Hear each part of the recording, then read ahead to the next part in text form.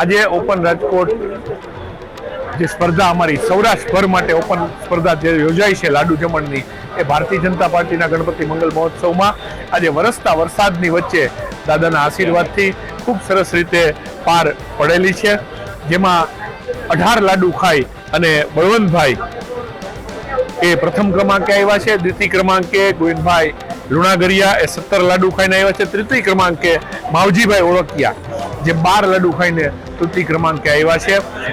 એમને હું ખૂબ ખૂબ અભિનંદન આપું છું। એવી જ રીતે બહેનોમાં સાવિત્રીબેન જે 12 લાડુ ખાઈ અને પ્રથમ ક્રમાંકે આવ્યા છે। કોમલબેન યાદવ જે 11 લાડુ ખાઈ અને દ્વિતીય ક્રમાંકે આવ્યા છે, અને ઉજીબેન પંડ્યા જે 9 લાડુ ખાઈને તૃતીય ક્રમાંકે આવ્યા છે।